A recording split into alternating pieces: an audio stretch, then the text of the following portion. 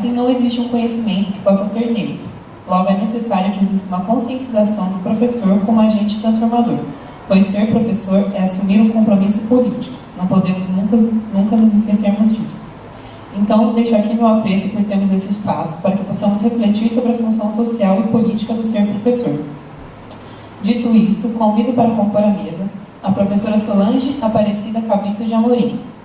Quando a diretora Solange Amorim chegou à antiga escola Campo Limpo 1, em 2010, encontrou uma unidade escolar bastante tradicional, um conselho escolar figurativo e um plano político-pedagógico burocrático, que pouco dialogava com as demandas locais.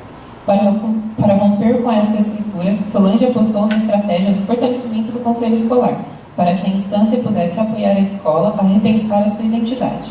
Solange traz consigo a história como diretora da Escola Municipal de Ensino Fundamental Sócrates Brasileiro, Sampaio de Souza Vieira de Oliveira, antiga Campo Limpo 1, atuando hoje como supervisora de ensino da Rede Municipal de São Paulo. Por favor, professora.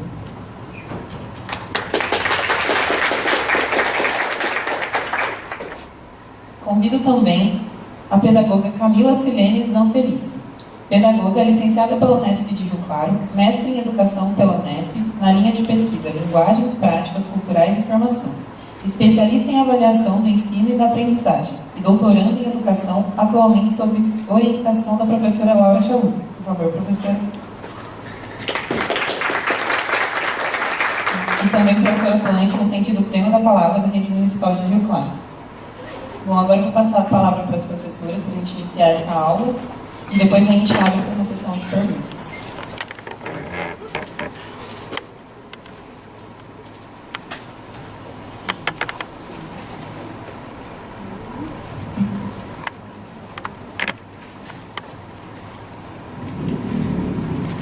Bom, boa noite a todas e todos. Eu tenho uma imensa dificuldade de falar sentada. Então, é uma mania de professor mesmo e professora, né? Eu me sinto mais à vontade quando eu falo em pé, porque eu gesticulo muito. Acho que essa questão da liberdade corporal, para mim, ela é fundamental. Me sinto meio amarrada quando eu estou assim, atrás de uma mesa e ainda mais com o microfone na mão. Então, por favor, me desculpem caso eu gagueje, dê uma tremidinha, isso é um pouco normal para mim também. Bom, primeiramente eu gostaria de estar agradecendo o convite da professora Bernadette. Pena não ter chegado um pouco antes para conhecer o campus de vocês. De dia deve ser ainda bem mais bonito, né? Essa floresta que está aí em volta. Eu venho de uma região periférica no município de São Paulo, chamada Campo Limpo, na zona sul da cidade. Estou naquela região já há algum tempo. Iniciei minha carreira na prefeitura de São Paulo, mas eu já era professora há bem mais tempo na rede estadual de ensino. Sempre trabalhei na escola pública. Aliás, eu tenho uma trajetória na escola pública. Eu fui aluna da escola pública, da pré-escola à universidade. E cursei a Universidade de São Paulo, contrariando todas as perspectivas, as estatísticas, aliás. Porque na minha época ainda era muito mais difícil passar por aquele funil para pessoas com a minha origem, de onde eu venho, a classe social a qual eu pertenço, a minha origem étnico-racial, moradora da periferia a vida inteira, o quanto difícil foi ingressar na Universidade de São Paulo. Mais ainda sair de lá, As condições de estudantes, para o público estudantil, principalmente o público estudantil dos cursos que não são tão prestigiados socialmente, que a gente consegue vencer as barreiras e poder frequentar, as condições de permanência dentro da universidade, de você existir lá dentro, resistir lá dentro, já eram difíceis, agora se tornaram ainda mais difíceis. E assim, quando eu cheguei, eu tomei conhecimento de que vocês estão passando aí por processos assim também de enfrentamento. E aí já quero já de antemão aí deixar a minha solidariedade, porque é bem isso mesmo, né? A nossa vida parece que não muda nunca. Sempre tive dificuldades para estar na escola pública, quer seja na condição de aluna, quer seja na condição de professora, de diretora ou mesmo de supervisora. É sempre a mesma necessidade de luta, de resistência o tempo todo. E quando a gente acha que avançou alguns passos, de repente, né, vem uma conjuntura como essa que a gente está vivendo, tão penosa, tão dura, de retiradas de direitos, e aí a gente retrocede não sei quantos passos atrás, né?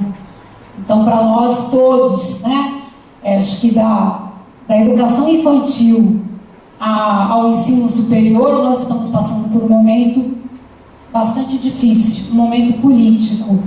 Então, o tema dessa mesa é tratar da dimensão política da nossa profissão, mas quero dizer que a dimensão política faz parte das nossas vidas. Nós somos seres políticos, não temos como negar isso. E nesse momento histórico, precisamente, nós temos que ser mais políticos ainda. E aí a gente ainda vê muita resistência por parte, não só da academia, mas das instituições em geral, e principalmente a escola, parece que trata a política como um tabu. É um tabu, como se fosse uma proibição, como se a gente pudesse pisar no chão da escola, que é só o político também, sem ter posicionamentos políticos, sem ter que fazer enfrentamentos políticos, inclusive em defesa da própria escola, né? Então, eu começo dizendo aqui que educar, quero reafirmar, né, o conceito que Freire nos coloca de que educar é um ato político. E nós nos educamos para o quê, né? Por que a gente precisa da educação? Por que a gente precisa se educar? Ninguém educa ninguém, como diz Freire. Nós nos educamos em comunhão. E a escola representa esse espaço de comunhão. Embora a gente tenha aí a pretensa ilusão de que o professor é que ensina o aluno, né? E, na verdade, nós aprendemos. Quando a gente ensina, a gente aprende. E se não houver esse diálogo, essa relação dialógica, essa cumplicidade, o trabalho na escola não flui, ele não acontece, né? Ele acaba sendo uma expressão de violência. E é por isso que a gente tem tanto conflito no chão da escola, porque a gente não tem essa compreensão clara de que nós estamos ali para compartilhar conhecimento e não para impor, né, um conhecimento muitas vezes que vem de fora, que não dialoga com a realidade local, que ignora, que anula o espaço onde o conhecimento está acontecendo, e mais ainda, anula os sujeitos envolvidos, né? Então, assim, para nós é um grande desafio dentro da escola esse debate de que para construir um conhecimento significativo, nós precisamos levar em consideração os sujeitos, as pessoas que estão envolvidas aí, e que não é uma relação verticalizada, onde o professor é o detentor do conhecimento e o aluno está ali apenas para absorver esse conhecimento e aí iluminar-se. Então, não é isso. O caminho não é esse, né? E é essa discussão que permeou, né, muitas reflexões que foram mudando, que foram transformando a escola Campo Limpo 1, que depois se torna Sócrates brasileiro. E esse processo foi um processo coletivo de transformação, de busca de uma identidade escolar. Portanto, de uma busca de um sentido político, no sentido de ser. Nós queremos o quê com a nossa escola? Nós queremos o quê com essa proposta educacional? A gente quer pura e simplesmente reproduzir o que está nos manuais, nas legislações, ou nós queremos um conhecimento que de fato seja significativo, que nos faça compreender quem nós somos, onde nós estamos e o que é que nós precisamos, quais são as nossas necessidades, o que a gente precisa avançar para sermos melhores. Eu penso que a educação tem que estar a serviço disso. Quando a educação não está a serviço da vida, não serve para melhorar a vida, serve apenas para comercializá-la, para transformá-la em produto, em mercadoria, em coisificação, ela não é educação. Tá? A gente está falando de outra coisa. Então, essas reflexões foram provocações, né, que o grupo de professores, junto com a sua comunidade, a partir de uma instância que a gente considera de suma importância, que é o Conselho de Escola, que infelizmente em muitos espaços escolares ele é na verdade, mero colegiado figurativo para ficar referendando políticas que vêm de cima para baixo.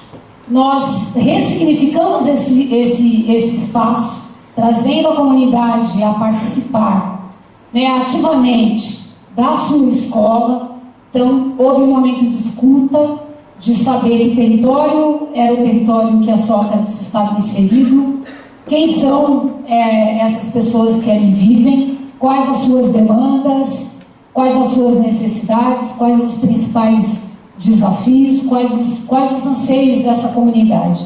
E foi potencializando o conselho de escola, participação direta de pais, mães, abrindo a escola para a educação de jovens e adultos, porque a escola era um prédio que tinha estrutura, que tinha condições de atender a sua comunidade nas suas necessidades, mas acabava não atendendo porque havia naquele momento na prefeitura municipal uma tendência, como sempre há, né, de fechamento da educação de jovens e adultos, sob os mais variados, né, argumentos. E aí a gente conseguiu, numa primeira ação do Conselho, foi perceber que havia uma necessidade de ter educação de jovens e adultos. Ali, as nossas crianças, os nossos pais dos nossos alunos não sabiam ler, não sabiam escrever, tinham dificuldades de entender o que a escola pedia, o que a escola queria, nas suas orientações, nas reuniões de pais, em relação à aprendizagem das crianças.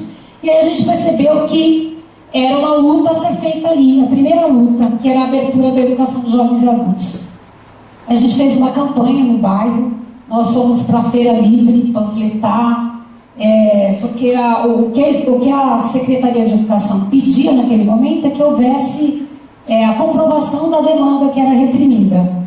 E a gente conseguiu fazer isso. E aí, a partir de 2011, nós abrimos a educação de jovens e adultos. E foi muito importante, porque a maioria dos alunos que frequentam a nossa EJA são da comunidade, são pais e mães das nossas crianças, e são eles que vão se aproximando da escola, se identificando com a proposta político-pedagógica, se envolvendo, dando vida ao conselho de escola.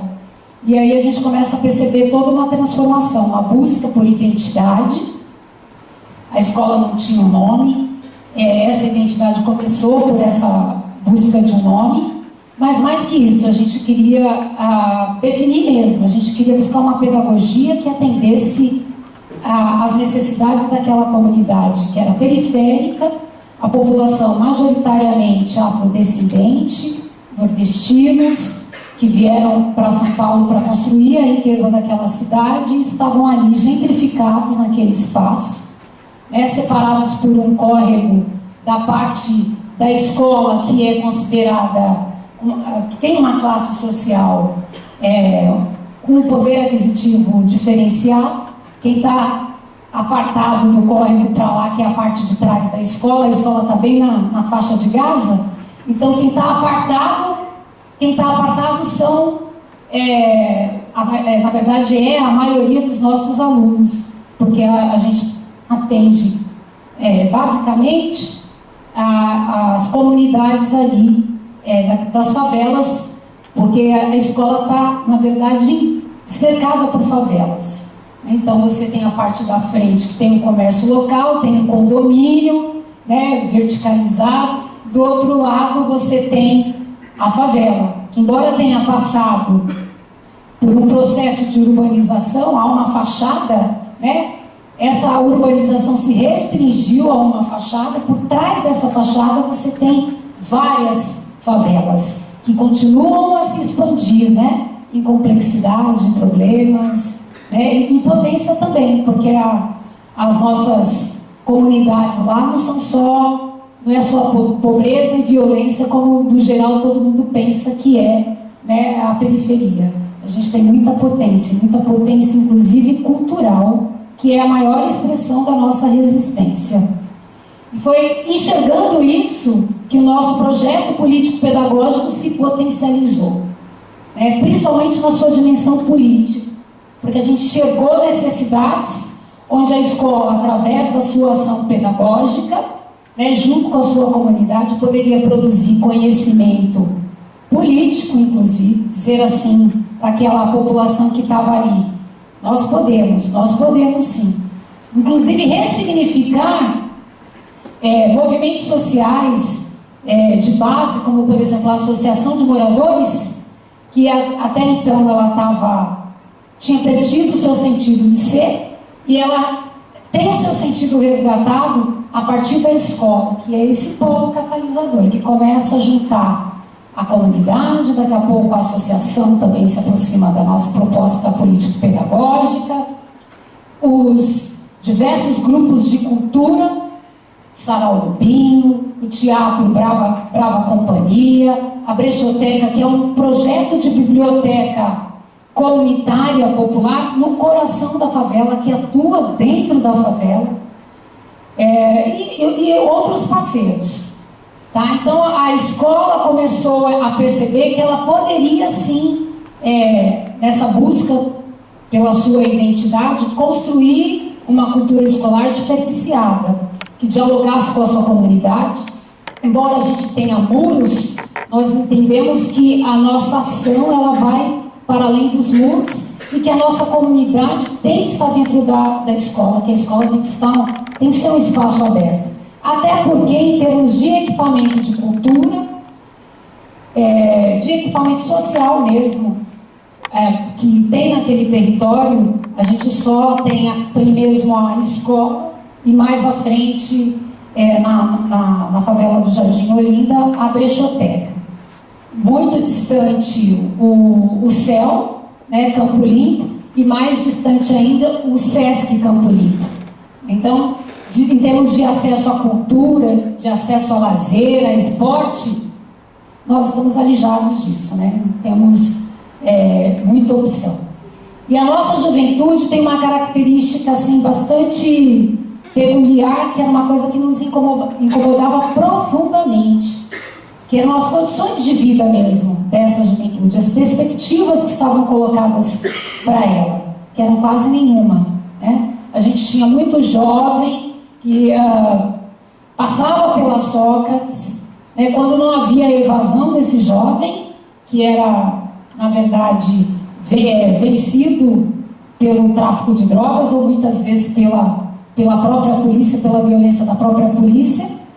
E aí a gente estava muito incomodado com essa situação, pensando em como o nosso projeto político-pedagógico poderia, de alguma maneira, incidir sobre essa realidade, né, que é nefasta. A gente tem mesmo o genocídio da juventude periférica negra na porta da nossa escola. Nós perdíamos inúmeros jovens por tráfico de drogas, e eles eram assassinados, e continuam sendo assassinados, lamentavelmente. E é por isso que a Sócrates foi a campo, né, em diálogo com a sua comunidade, pensar em como que a gente poderia estar, do ponto de vista político mesmo, incidindo sobre essa realidade. Então, muitas coisas que a gente discutiu dentro do projeto político-pedagógico perpassavam, tinham que passar por mudanças da própria escola na relação com esse jovem. Então, nós não queríamos ser mais um equipamento que fechava a porta para esse setor. E isso é uma postura política, porque o que a gente vê, no geral, que é mais fácil, né, colocar esse jovem para fora da escola, expulsá-lo. E o nosso olhar foi um olhar diferenciado. Como é que a gente pode acolher, como é que a gente pode buscar dentro do nosso projeto político-pedagógico, das nossas ações, do nosso planejamento, pensar atividades, pensar em como deixar a escola mais atrativa, mais interessante, ou que esse jovem tenha espaço, né, de voz aqui dentro, para ele se identificar com a escola, se sentir representado nela. Então, o Grêmio Estudantil foi um dos caminhos que a gente buscou, trazer, né, ter um currículo com várias atividades culturais, com aulas abertas, né, a gente tem muito essa questão da aula aberta lá dentro da Sócrates, onde a gente traz convidados para rodas de conversa. Os jovens também elencam o que eles gostariam de estar discutindo, o que eles gostariam de estar fazendo dentro dos conselhos de classe que são participativos. Então, não é o aluno apenas que é avaliado, ele também participa do processo de avaliação, inclusive ele também se autoavalia. E foram essas ações que foram modificando o cotidiano. A gente, por exemplo, em relação à sala de aula, nós adotamos o projeto Sala Ambiente, o que mudou totalmente, ao invés do aluno ficar parado, estático dentro da sala de aula, é ele que circula pelos diferentes espaços. A gente tem a sala de artes, a gente tem a sala de leitura, a gente tem a sala de informática, a gente tem a sala de português, de inglês, por aí vai. E aí são salas ambiente onde o aluno começou a circular, e isso fez uma diferença. Fez uma diferença bastante grande, porque ele sentiu que passou a haver uma liberdade maior. Ao invés de você ficar encarcerado dentro da sala de aula, a gente passou a ocupar os diferentes espaços da escola e ressignificá-los dentro do nosso currículo. E para além da sala de aula, né? Nós buscamos olhar o pátio, buscamos olhar o pátio externo. Tanto é que nasceu no TCA, no Trabalho de Colaboração Colaborativa Autoral dos Alunos, uma necessidade deles de revitalizar a própria escola. E aí eles fizeram, inclusive, várias ações no sentido de estar revitalizando o espaço. Eles foram cuidar do jardim, que era uma coisa que não existia na escola, nenhuma ação de jardinagem. Eles foram grafitar, eles construíram linhas motoras no pátio externo, porque a gente não tem só o ensino fundamental do 6º ao 9º ano, a gente também tem o ensino fundamental do 1º ao 5º ano, então a gente recebe crianças pequenas dentro de uma estrutura que não é apropriada, porque é um prédio de MF, aí você recebe criança de 6 anos de idade que acabou de sair da educação infantil e tem que se deparar com aquela realidade de concreto. Então, de fato, eles foram humanizando a própria escola. E dentro desse processo de humanização espacial, ela também, essa transformação também ocorreu internamente. Do ponto de vista da convivência, do convívio, da convivência democrática, a gente conseguiu grandes avanços. Então, assim, o aluno se sente bem no espaço que ele está dentro da escola. O professor também se sente bem, a comunidade. Olhar a escola numa outra perspectiva, isso para nós foi bastante significativo, fez com que a gente avançasse. E existe uma proposta lá também de ocupação de um terreno. É um terreno que estava lá abandonado, ocioso, que é considerado área de proteção ambiental permanente, mas tem meia dúzia de eucaliptos, muito lixo, na verdade é uma roda de droga, de violência, onde os munícipes são assaltados, e aquilo estava incomodando a comunidade trouxe para a Assembleia esse debate, nós pensamos numa solução para o terreno, e a partir daí a gente entendeu que nós tínhamos que ocupar socialmente aquele lugar, tinha que ser produtivo do ponto de vista social para a comunidade que ali estava. E aí nós começamos a desenvolver diversas ações junto com a nossa comunidade para o uso daquele terreno. E também forçar as autoridades a olharem para o lugar, e aí a partir daquele momento passou a ter zeladoria, a partir daquele momento o terreno começou-se a se enxergar as potencialidades daquela área, e a comunidade chegou à conclusão que aquele espaço poderia ser melhor se ele tivesse um galpão de cultura, né? Então a nossa luta mais atual é essa, para que esse espaço, que era um espaço ocioso, abandonado pelo poder público, né, seja um espaço produtivo para a nossa comunidade, que atenda principalmente às necessidades da infância e da juventude. A infância não tem espaço para brincar, é um território onde você tem um aglomerado de casas, são favelas, e não tem espaço para brincadeira. As crianças têm que ficar confinadas ou então irem para as ruas, que estão, né, dentro da cidade, dentro da violência urbana, e aí elas acabam tendo que ficar mesmo presas dentro de casa. Então, a gente quer um espaço para atender essa demanda da infância, mas também a demanda da juventude, que é essa vulnerabilidade social que eu elenquei anteriormente. Então, é uma juventude com alto índice aí de violência, que não tem perspectiva de futuro, e é isso que a gente quer modificar na nossa realidade local. Que a gente entende que é compromisso da escola, compromisso político da escola com a sua comunidade, é a escola se reconhecendo dentro do seu território. Nós não somos estrangeiros lá, nós não aceitamos, nós nos incomodávamos com essa visão, que muitas vezes as escolas até agradecem, elas preferem ficar invisíveis dentro dos seus territórios, e nós nos opusemos a isso. Nós queríamos ser vistos, e mais que isso, a gente queria ser esse polo mesmo que catalisasse as necessidades dessa comunidade, até porque a gente não percebe canal ali que possa potencializar essa voz, que possa organizar essa comunidade politicamente para esses enfrentamentos.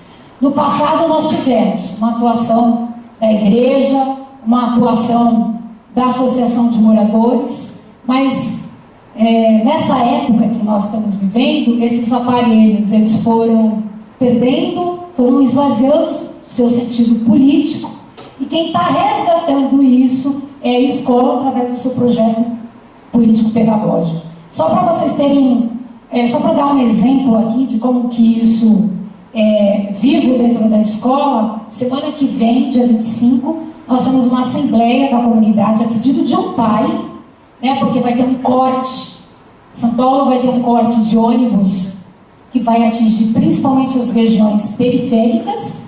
Isso vai afetar muito a mobilidade dos trabalhadores e trabalhadoras da nossa região, dos bairros lá vizinhos. Eles pediram para que a escola fizesse uma reunião para discutir essa questão. Então, essa questão foi levada para o conselho de escola, e aí haverá essa assembleia, porque a gente quer lutar contra o corte de ônibus, porque vai afetar drasticamente a vida das pessoas. A vida que não está fácil. Então, a escola, ela discute a vida, ela não está fora da vida.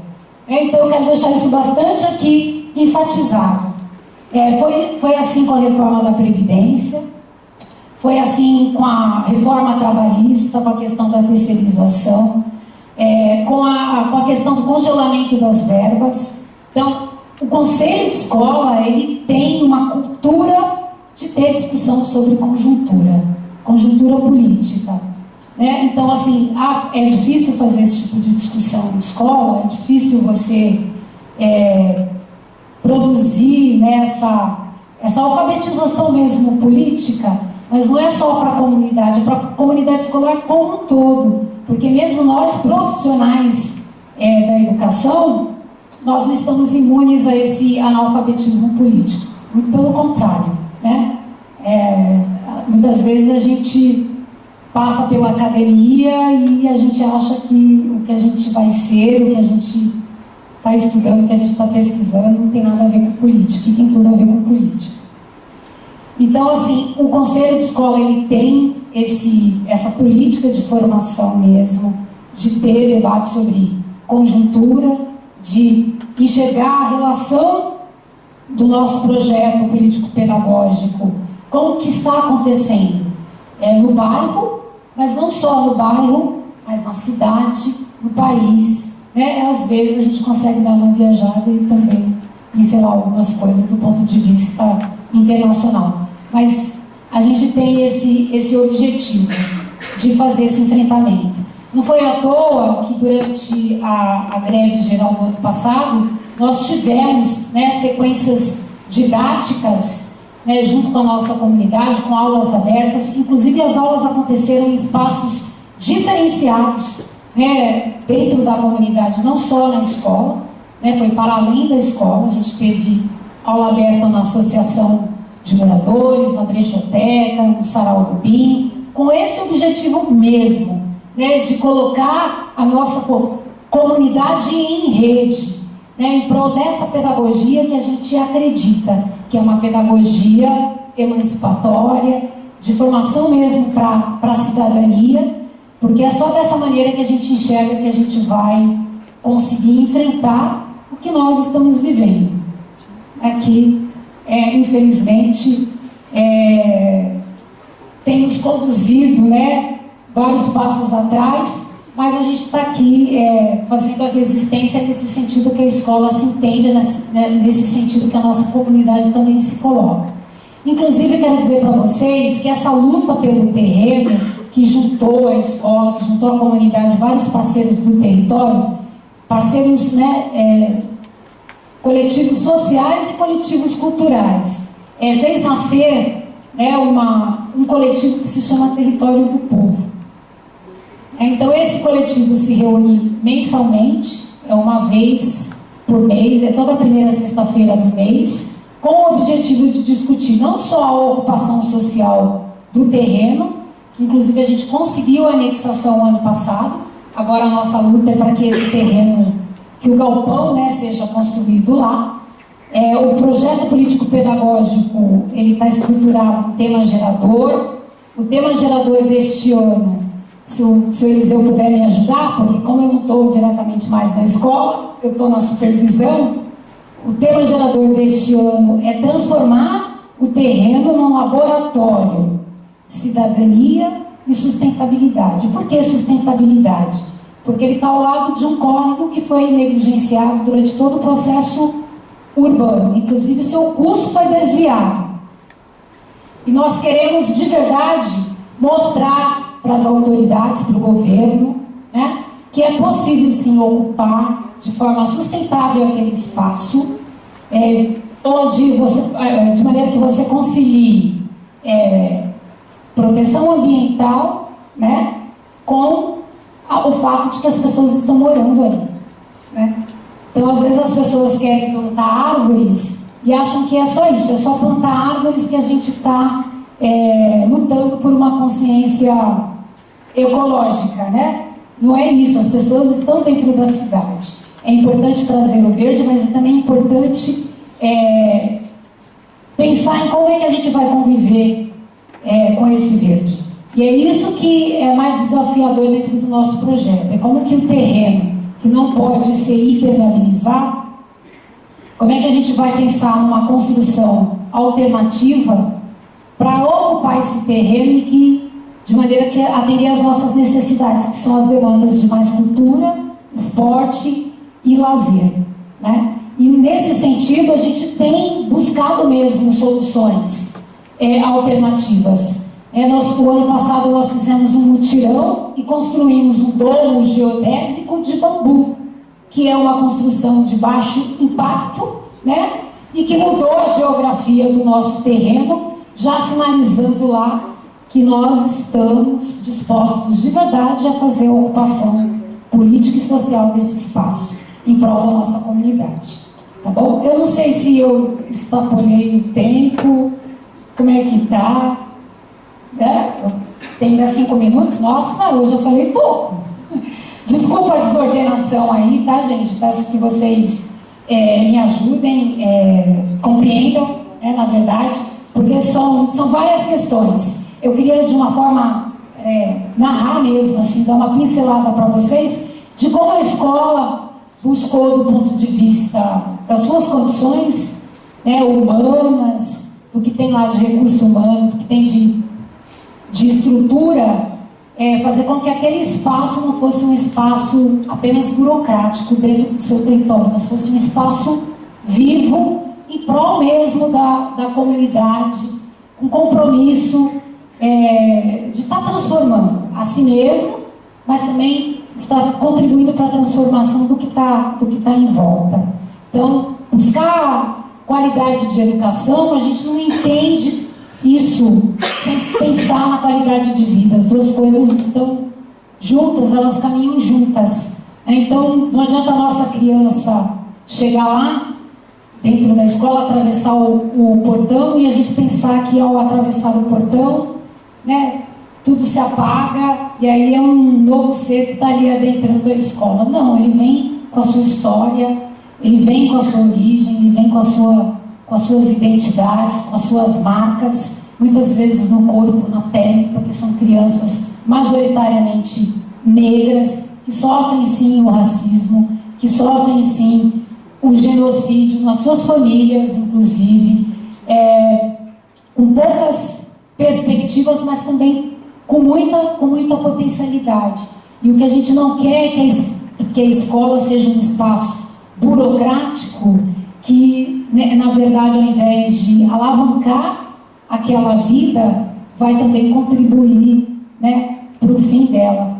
E eu digo isso porque quando a gente recebe o aluno da educação de jovens e adultos, que a gente faz a primeira assembleia lá no pátio da escola, não tem como você não notar, não tem como você não enxergar quem é esse aluno, não tem como você não perceber o olhar cansado, não tem como você não perceber as marcas, né, da exclusão que a EJA carrega em si e ficar apático diante daquela realidade.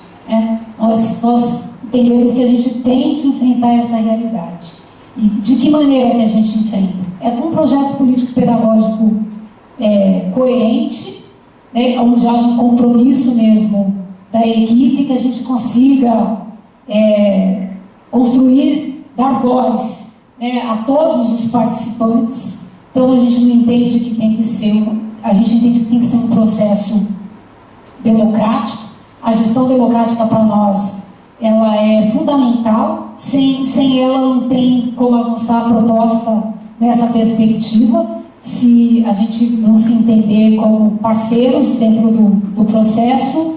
E mais ainda, né, onde todo mundo tem direito à voz, a gente tem que se entender como parceiros e que o outro, né, tem que ter a sua voz garantida e respeitada. Então, as nossas instâncias de participação, para além do conselho de escola, tem os conselhos de classe, tem o Grêmio Estudantil, tem o Território do Povo, tem as assembleias do conselho de escola, tem as reuniões ordinárias que estão lá na legislação, mas para além dessas reuniões, a gente tem essas assembleias que são reuniões abertas do conselho para toda a comunidade, onde a gente discute aquilo que é pautado pela própria demanda da comunidade, com o objetivo de fazer com que o projeto, com que a escola, né, seja esse espaço de convivência, de encontro, né, de discussão, de debate, de empoderamento. É nessa perspectiva que a gente trabalha. Então, nesse sentido, o projeto da escola, ele é político por excelência. Tá bom? Obrigada a todos e todas.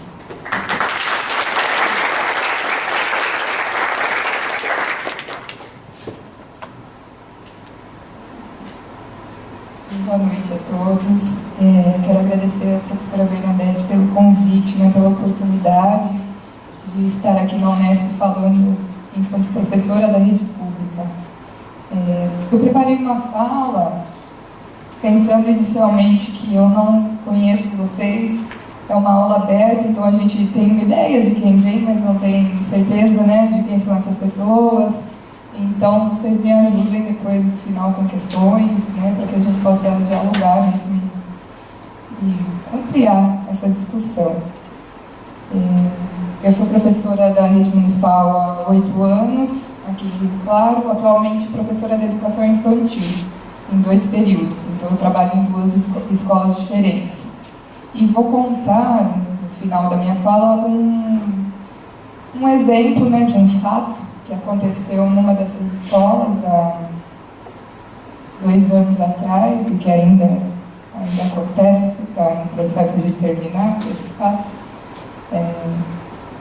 Uma experiência um pouco mais restrita, né, do que essa apresentada, porque do ponto de vista de uma professora só nessa escola e de um trabalho um tanto quanto solitário, né? A gente busca por parcerias, mas a minha fala é um pouco mais solitária.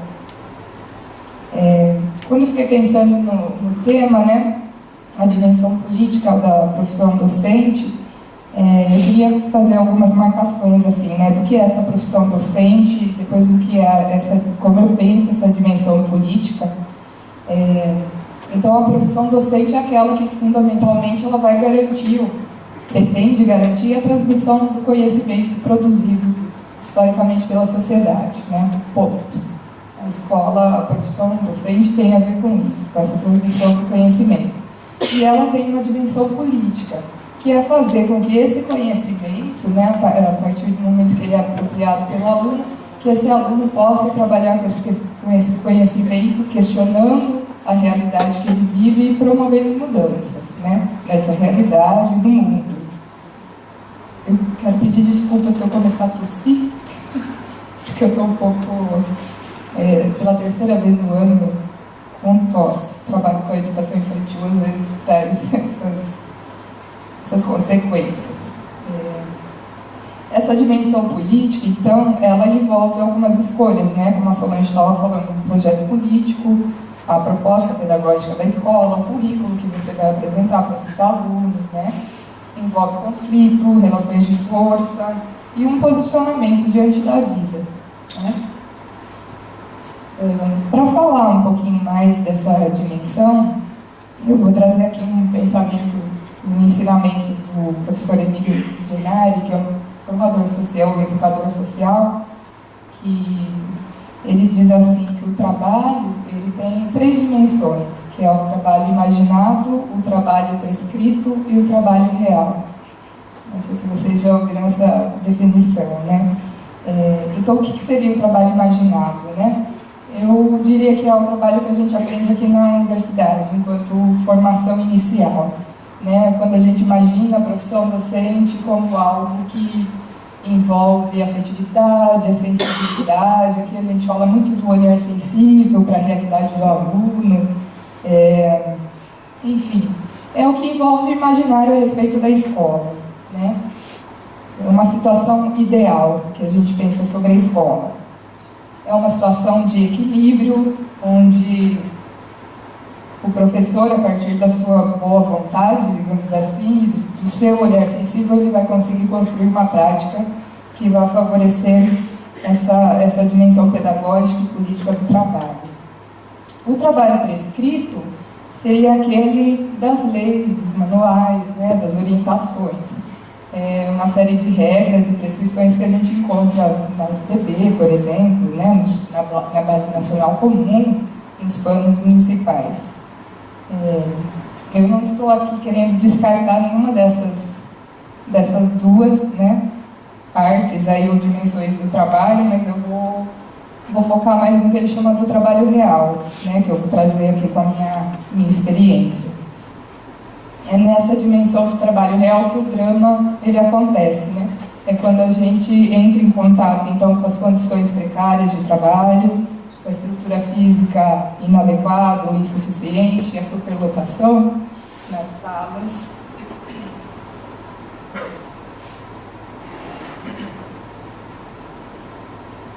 As violências, a falta de materiais, a gestão autoritária, diferente dessa gestão democrática, os prazos, as burocracias, né? Esse trabalho real, então, ele traz uma série de outros fatores que a gente só entra em contato mesmo estando lá no chão da escola. É aí também que a gente entra em contato com o adoecimento, E essa dimensão política, né, esses conflitos todos que a gente vive lá nesse trabalho real, eles extrapolam um pouco a relação pedagógica professor-aluno, né? A gente tem uma dimensão política no trabalho com os pares, a gente tem uma dimensão política no trabalho com a comunidade, e eu notei aqui alguns exemplos de lugares, né, onde a gente pode exercitar essa dimensão com os pares e com a comunidade, para depois chegar nesse exemplo que eu disse que vou contar para vocês. Então, no trabalho com os pares, né, que espaço que a gente tem na escola aqui na rede municipal? A gente tem o horário de trabalho pedagógico coletivo, que é o HTPC, que é um espaço de trabalho coletivo, mas é um espaço onde a gente encontra e se esbarra, né, nas relações hierárquicas, onde você tem um diretor que toma conta desse espaço, e não só do espaço, mas de toda a discussão que acontece ali. Os professores ainda são vistos como meros executores de propostas, né? Dificilmente você tem um HTPC produtivo, onde os professores são chamados a pensar, a refletir, e não só refletir, mas tomar ações, né? E propor ações de trabalho, de mudanças, enfim. Então, a dimensão política com os pares nesse espaço está em tentar desconstruir essas naturalizações, né, essas reproduções na escola, em fazer com que seus próprios pares, né, os professores, possam se assumir enquanto protagonistas ali.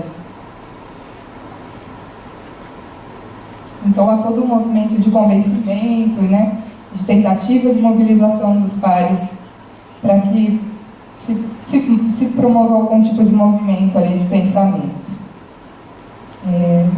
Então, falar nesses espaços, se colocar nesses espaços tem sido sempre uma necessidade, né, uma exigência que a gente se coloca para que as outras pessoas possam também, talvez, tomar gosto por isso e exercitar, né, ocupar esse espaço de participação nos HTPCs.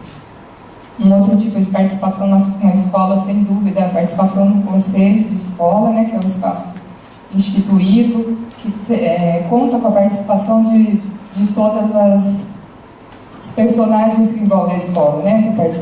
Tem participação dos pais, da comunidade, gestão, funcionários e os próprios professores. Com a comunidade, né? O trabalho, essa dimensão política passa pela mobilização dos pais, e depois eu vou falar como é que eu consegui um pouco disso lá na escola. Parcerias com a universidade, né? Eu acho que voltar para a universidade, manter um diálogo, é fazer com que essas três dimensões do real, do prescrito e do imaginário, eles se integrem, né? E possam colaborar para que a gente apoie as nossas ações. E eu poderia citar aqui participação em sindicato, né? Que é uma organização de trabalhadores, mas eu prefiro deixar essa parte para uma outra discussão, né? Porque no caso aqui de Rio Claro, infelizmente, a gente não tem um sindicato atuante, não tem um sindicato de luta, né, que mobiliza os funcionários, os professores, mas enfim, seria mais uma possibilidade, né, de organização e de atuação política. Eu vou citar para vocês, então, eu vou chegar lá no fato que é um caso que aconteceu numa dessas escolas, que é o caso do prédio, né? Eu comecei a trabalhar nessa escola no ano de 2012 e no ano de 2014 só que eu passei para a educação infantil. A escola conta com o ensino fundamental e um outro prédio que é da educação infantil. No ano de 2012, a gente estava numa gestão PMDB-PT, e o prefeito estava inaugurando o prédio depois de um ano de uso já. E esse prédio já apresentava alguns problemas estruturais. Para fazer essa inauguração, eles foram até a escola, escolheram uma sala específica, promoveram uma reforma rápida, né, uma maquiagem, uma pintura nova, para poder tirar foto. e, enfim, fizeram essa inauguração. Eu tinha acabado de entrar na escola, então ainda não sabia muito bem o que estava acontecendo, já não aprovava essa atitude, né, mas ainda não me envolvi, né, fiquei só como espectadora. Em 2014, né, portanto 2 anos depois, eu fui para a educação infantil e aí comecei a habitar esse prédio com os alunos. Em 2014 e 2015, esse prédio apresentava novamente rachaduras. Em 2015, a questão estrutural se agravou. A gente tinha episódios quando chovia, muita chuva dentro das salas de aula. E eram situações assim de que não era goteira, né? Quando começa aquela goteirinha, a gente coloca os baldes para segurar a água, que é o que acontece normalmente nas escolas, né? A água vinha com uma força tremenda, porque as rachaduras eram muito grandes, então isso promovia um certo pânico, né, com as crianças, com as professoras também, não só nos dias de chuva, né? É que os dias de chuva assustavam mais as crianças, que precisavam correr, tirar os materiais rapidamente das salas, né? O nosso medo, ele era diário lá, porque a cada dia que você chegava, você via um pouquinho de cimento no chão, né, aquele farelinho das rachaduras. E a diretora sempre dizendo para a gente, quando a gente questionava, que o marido dela, engenheiro, dizia que aquelas rachaduras não traziam problema, né, que havia um tipo específico de rachaduras que indicavam que o prédio teria problemas, aqueles lá não eram suficientes para que a gente tivesse pânico, né? No entanto, quando a gente pedia também todos para colocar na parte de fora, que entre um prédio e outro não há uma cobertura. Então, os professores ficam ilhados nesse prédio do infantil quando chove. A gente pedia uma passarela coberta, né? Ela dizia nessas ocasiões, quando a gente cobrava, que aquele prédio ele era um prédio embargado, que ela não poderia fazer obra nenhuma ali, porque não podia mais investir dinheiro público nele, por conta desse embargo. Mas nunca nos apresentava um motivo, um laudo, um documento escrito. Bom, o que eu poderia fazer então? Entrei para o conselho de escola no ano seguinte, né, na eleição.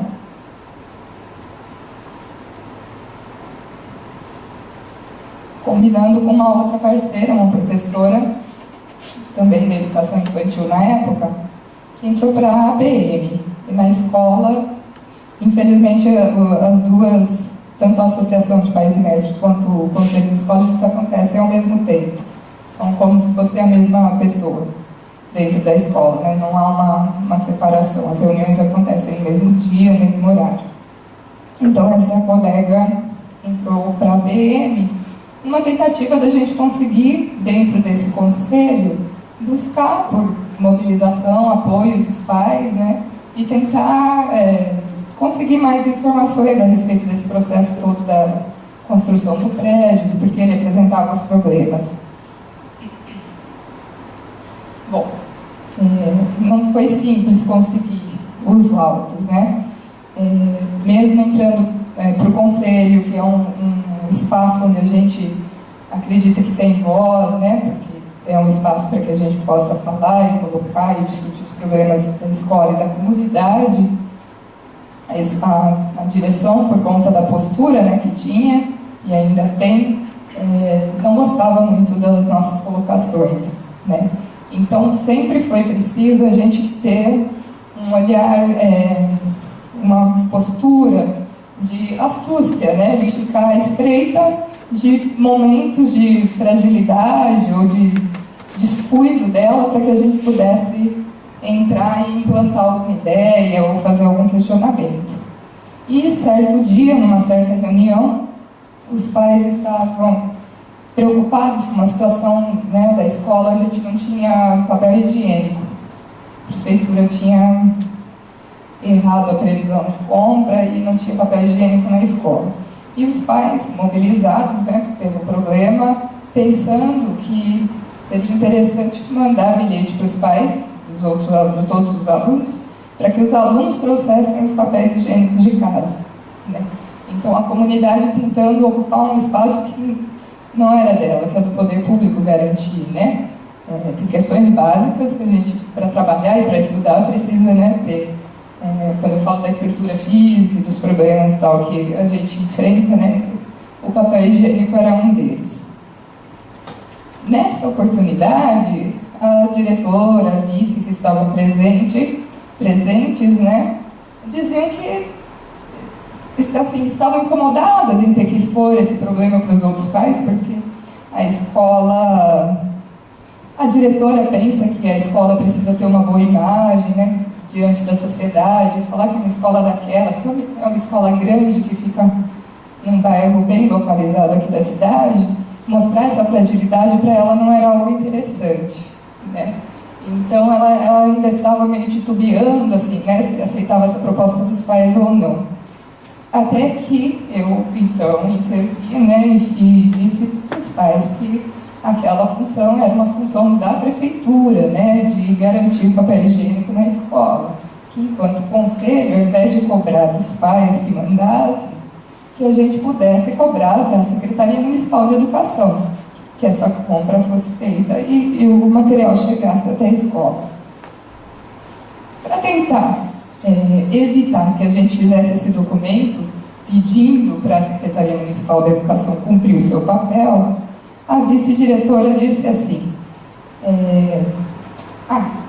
mas a gente vai pedir papel higiênico, a gente tem um problema bem mais sério que é o do prédio aqui, como é que a gente vai pedir papel higiênico, né? Não seja por isso, então vamos pedir que eles arrumem o prédio.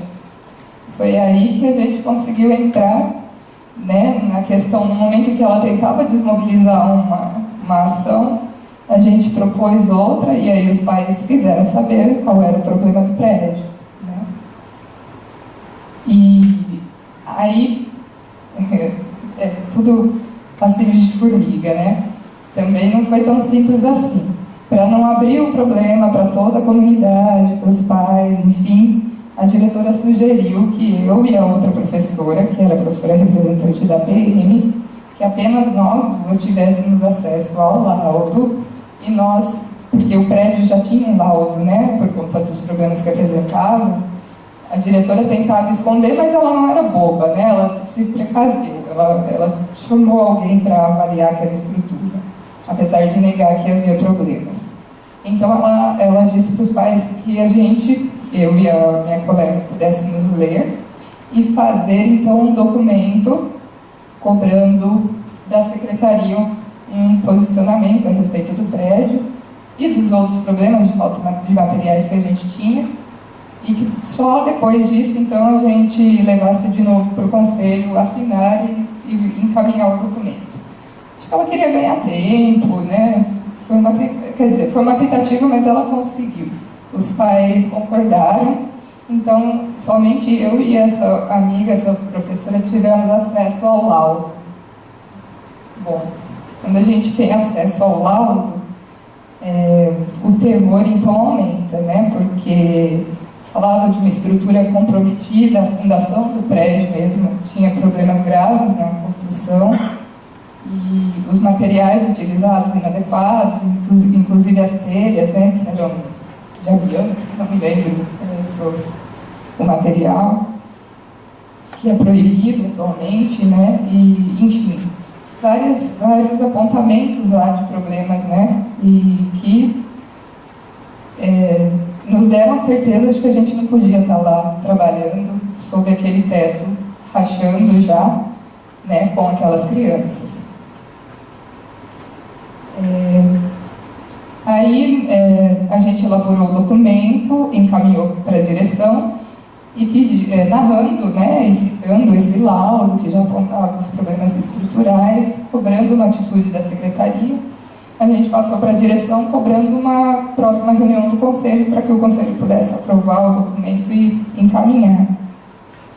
Mas essa reunião não acontecia, né? Época de chuva, muito transtorno na escola, a gente tendo que ouvir de vice-diretora que a gente poderia aproveitar a oportunidade para desenvolver habilidades aquáticas das crianças, por conta da quantidade de água que corria por lá, pelas salas de aula. Crianças apavoradas, não querendo mais ir para a escola. Nós, professores, não querendo mais entrar nas salas de aula, né, por medo. Enfim. A professora Camila teve reunião de pais, todas tivemos reuniões de pais, né? E eu falei para as minhas colegas, olha, eu vou aproveitar o momento da reunião e vou explicar para os pais o que está acontecendo com esse prédio. Faltou coragem para as colegas, né, que falaram com um ou outro pai apenas o que estava acontecendo. E eu expus para a minha sala, né, para os pais dos meus alunos, o que estava acontecendo. Que havia laudos, né, atestando os problemas estruturais nos prédios e orientando para que eles procurassem a direção pedindo para ter acesso a esses laudos. Só isso, né? Eu passei a informação do risco e orientei para que buscassem a direção e cobrassem, né, uma postura. Falei que o Conselho de Escola já estava trabalhando com isso, mas que ainda precisava cobrar a Secretaria de Educação. Bom, fui acusada de passar por cima do Conselho, né, porque tem toda uma hierarquia que tem que ser respeitada, enfim, mas isso não importa, né? O que as mães fizeram? Algumas mães foram até a direção, mas não tiveram acesso aos laudos. A direção inventou qualquer desculpa, as mães ficaram muito bravas, algumas delas tinham contato com a mídia local, mídia regional, foram para a TV, chamaram a TV, e aí a gente teve uma exposição da escola na mídia, né, tanto aqui em Rio Claro quanto a região de Campinas, né, porque veio para a TV também, e foi aí, e Facebook, óbvio, e foi aí que a coisa tomou o corpo, né, e o movimento ganhou força. Infelizmente, não foi pela atuação do Conselho, né. Começou ali, de alguma forma, mas eu não consegui sozinha, né, e com a colega, fazer com que o Conselho tivesse mesmo voz, né, e pudesse conseguir esse retorno. Quando a comunidade, então, fica sabendo, porque aí foi para a TV, todo mundo no jornal, né, todo mundo cobrando uma postura, e no Facebook algumas famílias se posicionando e aí envolvendo outras questões, né, inclusive questões pessoais com a diretora da escola, né, houve uma exposição da figura dela, né, muito grande. A direção, então, não acolhe essa comunidade, né, ao invés dela aproveitar essa movimentação toda e se unir e ganhar força, né, para cobrar do poder público, né, alguma solução, ela me acusa por ter colocado ela nessa situação, né. Ao invés, então, de acolher a comunidade, ela me acusa de ter manchado a imagem da escola, enfim. Mas ela intensifica daí as reuniões do Conselho. Ela quer trazer aqueles pais que estão ali dentro para o lado dela, né, justificando as ações, mostrando lá todos os papéis, os documentos que ela já tinha, que comprovavam a preocupação dela com aquilo, enfim. Além disso, né, dessa mobilização pela mídia,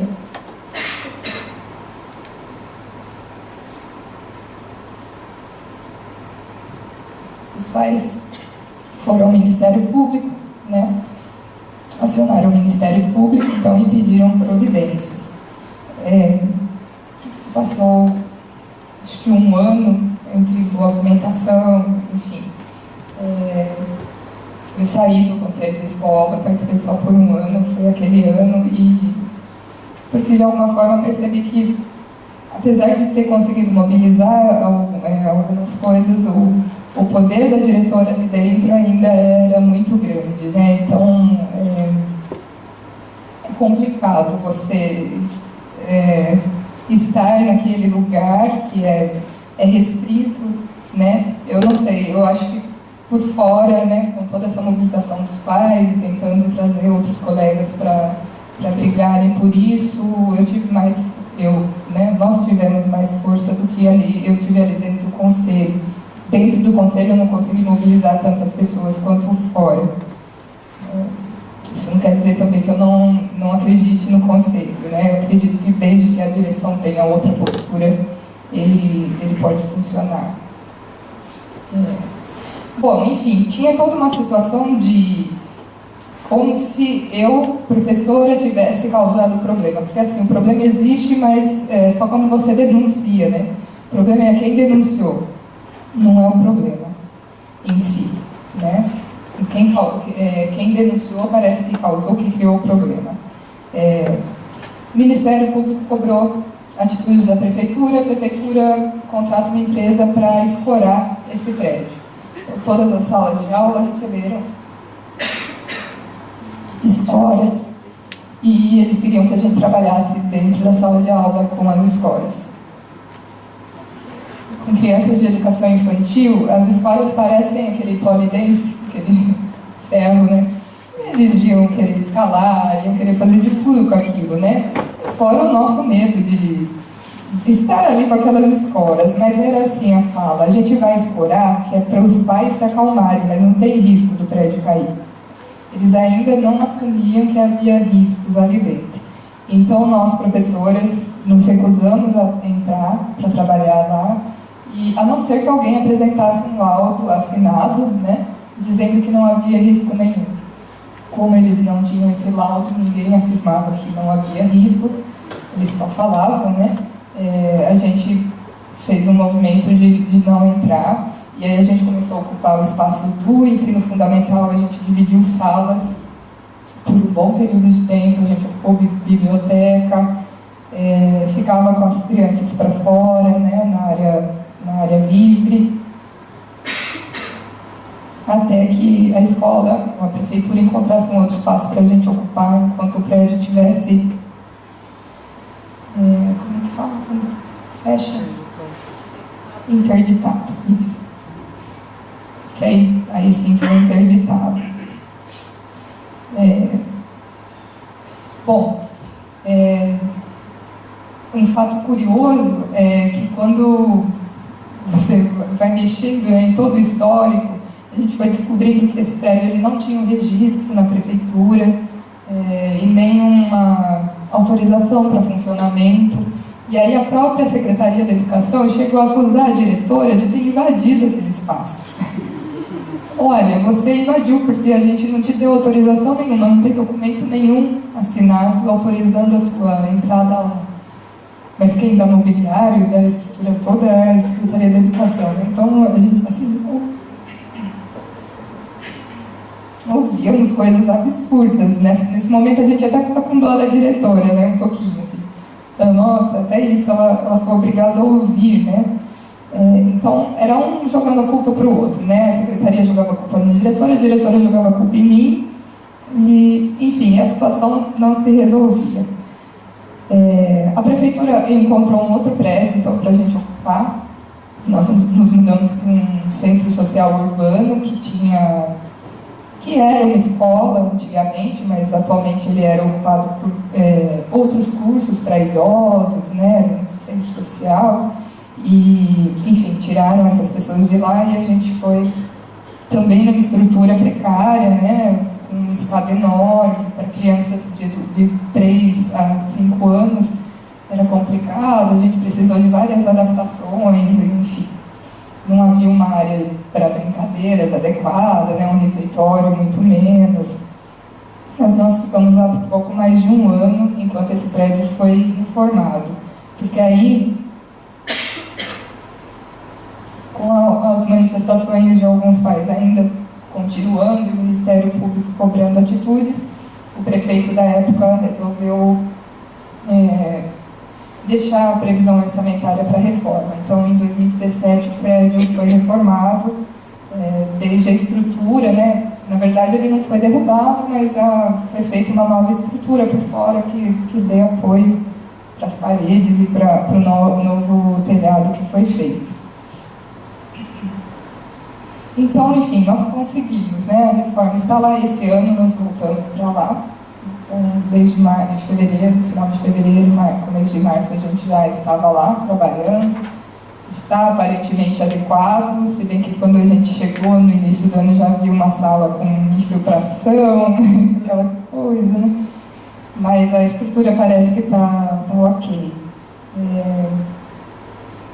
Ainda assim, né, a gente se vê precisando fazer denúncias, né? Depois da reforma há uma nova inauguração, que foi feita há pouco tempo, e começa a circular na mídia um vídeo com a diretora, o prefeito atual, que é do DEM, e o secretário de Educação, assumindo-se como responsáveis por tudo aquilo, né? Então, a gestão atual, que não teve nada a ver com todo o processo, né?